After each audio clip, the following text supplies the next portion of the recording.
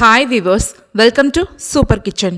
இந்த வீடியோவில் pressure cooker இருந்தால் போதுங்க, நல்லா மெதுன்னு சாஃப்டாக ஸ்பான்ச்சியான கேக் செய்யலாம். அதுவும் இந்த கேக் செய்யறதுக்கு கோதுமை மாவு, மைதா மாவு, முட்டை, வெள்ளைச்சக்கரை, பால், தயிர், பட்டர், எண்ணெய், பீட்டர், எசன்ஸ், அவன் இது எதுவுமே இல்லாமல் வீட்டில் இருக்கக்கூடிய சிம்பிளான பொருட்களை யூஸ் பண்ணி ஒரு சூப்பரான டேஸ்டான கேக் தான் எப்படி செய்யறதுன்னு பார்க்க போகிறோம்.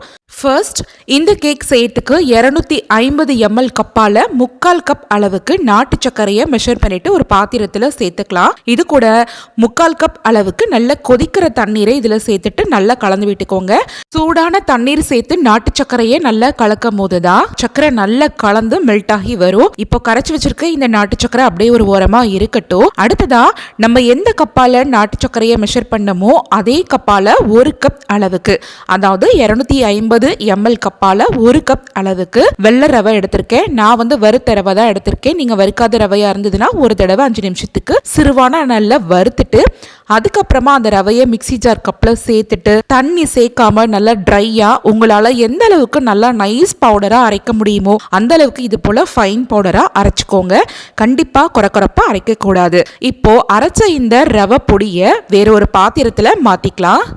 இப்போ இது கூட 3 டேபிள் ஸ்பூன் அளவுக்கு பால் பவுடர் சேர்த்துக்கோங்க. இந்த கேக் நல்ல சாஃப்டா ஃப்ளஃபியா இருக்கிறதுக்காக 1 டீஸ்பூன் அளவுக்கு பேக்கிங் பவுடரும் 1/2 டீஸ்பூன் அளவுக்கு பேக்கிங் சோடா. இந்த கேக்கோட தித்திப்பு சுவையை அதிகப்படுத்தி கொடுக்கறதுக்காக ஒரு பிஞ்ச் அளவுக்கு டேபிள் சால்ட் சேர்த்துட்டு நல்ல ஒரு வாசத்துக்காக 1/4 டீஸ்பூன் அளவுக்கு ஏலக்காய் பொடி சேர்த்துக்கலாம். நான் ஏலக்காய் பொடி சேர்க்கிறேங்க. நீங்க வீட்டில் எசன்ஸ் வச்சிருந்தா கூட தாராளமா 1 டீஸ்பூன் அளவுக்கு சேர்த்துக்கோங்க.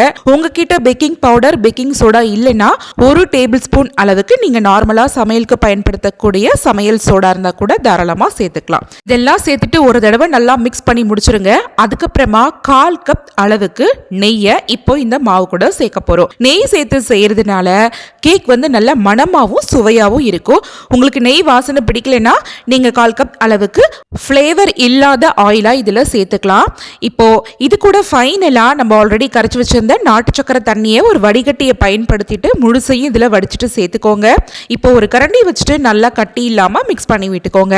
இதுல சேர்த்திருக்கக்கூடிய நாட்டு சக்கரை தண்ணி கரைக்கிறதுக்கு 3/4 கப் அளவு உள்ள தண்ணியை தான் நம்ம பயன்படுத்தியிருக்கோம். இந்த மாவோட மெஷர்மெண்ட்டுக்கு 3/4 கப் அளவு உள்ள தண்ணியே போதுமானதா இருக்கும். நீங்க தண்ணியோட அளவை கூட்டியோ குறைக்கவோ சேர்க்க தேவையில்லைங்க.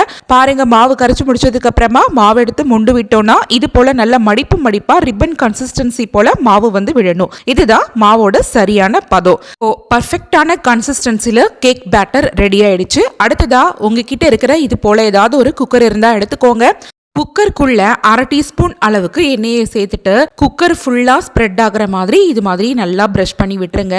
இது மாதிரி செய்யறதுனால கேக் நமக்கு டீமோல்ட் ஆகி வெளியில ரொம்ப ஈஸியா வரும், அதாவது ஒட்டாமல் வரும். இப்போ குக்கருக்கு அடியில ஒரு பட்டர் பேப்பரை ரவுண்டா கட் பண்ணிட்டு உள்ள வச்சுட்டு அதுக்கு மேல ஒரு 1/2 டீஸ்பூன் எண்ணெய் சேர்த்துட்டு பிரஷ் பண்ணி விட்டுருங்க. இப்போ இது மேல நம்ம ரெடி பண்ணி வச்சிருக்க கேக் பேட்டரை சேர்த்துக்கலாம்.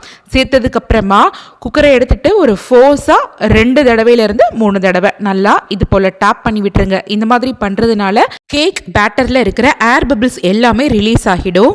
இப்போ கேஸ் ஸ்டவ் ஆன் பண்ணிட்டு இந்த குக்கர் எடுத்து அப்படியே அடுப்புல வச்சுட்டு மீடியமான ஹீட்ல ஒரு 5 நிமிஷத்துக்கு வேக விடுங்க. இது மாதிரி செய்யறதுனால கேக் மாவு நல்லா இந்த குக்கர்ல ஒட்டி பிடிக்கும். அதுக்கப்புறமா குக்கரை எடுத்துட்டு கேஸ் ஸ்டவ்ல இது போல ஒரு தோசைக்கல்லை வச்சுட்டு அதுக்கு மேல இந்த குக்கரை வச்சுட்டு ப்ரெஷர் குக்கரோட மூடியில கேஸ்கட்டை போட்டுட்டு குக்கரை க்ளோஸ் பண்ணி விட்டுறலாம். க்ளோஸ் பண்ணி முடிச்சதுக்கு அப்புறமா விசில் போடுறத கண்டிப்பா தவிர்த்துடணும். விசில் கண்டிப்பா போடக்கூடாது. இந்த சமயத்துல கேஸோட ஃப்ளேமை லோல மாத்திருங்க. இந்த கேக்கை லோ ஃப்ளேம்ல 30 நிமிஷத்துக்கு நம்ம வேக வச்சு எடுக்க போறோம். ஒரு 15 நிமிஷம் முடிஞ்சிருச்சு. இந்த சமயத்துல குக்கரோட லிட்டை ஓபன் பண்ணி பார்த்தோம்னா கேக் பாதி அளவு வெந்து அப்படியே மேல புஷ்னு பொங்கி வந்திருக்கும். இப்போ நீங்க விருப்பப்பட்ட நட்ஸ் எதுவா இருந்தாலும் இந்த கேக் மேல டெக்கர் பண்ணி விட்டுட்டு மறுபடியும் குக்கரோட லிட்டை போட்டு க்ளோஸ் பண்ணிட்டு லோ ஃப்ளேம்ல பாக்கி மீதமா இருக்கிற 15 நிமிஷத்துக்கு இந்த கேக்கை வேக வச்சுக்கலாம். மொத்தத்துக்கு 30 நிமிஷம் டோட்டலா முடிஞ்சதுக்கு அப்புறமா குக்கர் லிட்டை ஓபன் பண்ணி பார்த்தோம்னா கேக் நல்லா ஃபுல்லா பேக் ஆகி புசு புசுன்னு மேல அழகா எலும்பி முழுமையா கேக் இந்த சமயத்துல வெந்து வந்திருக்கும். கேக் வெந்துருச்சான்னு செக் பண்றதுக்காக இது போல ஒரு கம்பியை வச்சு அடி வரைக்கும் குத்தி எடுத்து பாருங்க. கம்பியில மாவு பிசு பிசுன்னு ஒட்டக்கூடாது. அப்படி இருந்ததுன்னா கேக் நல்லா முழுமையா வந்துருச்சுன்னு அர்த்தம். குக்கருக்குள்ள இருக்கிற கேக்கை விரல்களால இப்படி விளக்கி விட்டாலே போதும். கேக் வெளியில அழகா டீமோல்ட் ஆகி வந்துடும். இப்ப நம்ம அடியில போட்டு போட்டிருந்தோம்ல பட்டர் ஷீட் பேப்பர், அதை மட்டும் ரிமூவ் பண்ணி எடுத்துடலாம். இப்போ ரெடி ஆயிடுச்சு நல்ல சாஃப்டான ஃப்ளஃபியான டேஸ்டான கேக். பாருங்க இந்த கேக் எந்த அளவுக்கு நல்ல ஃப்ளஃபியா சாஃப்டா இருக்குன்னு. இப்போ இந்த கேக்கை கட் பண்ண போறோம். கட் பண்ணும் போதும் கத்தி நல்லா சாஃப்டாவே இறங்குதுங்க. ஸோ அந்த அளவுக்கு கேக் நல்ல ஸ்பான்ச்சியா இருக்கு. இதே மாதிரி கேக்கை நீங்களும் உங்க வீட்டில் கண்டிப்பா ட்ரை பண்ணி பாருங்க, ரொம்ப டேஸ்டா இருக்கும்.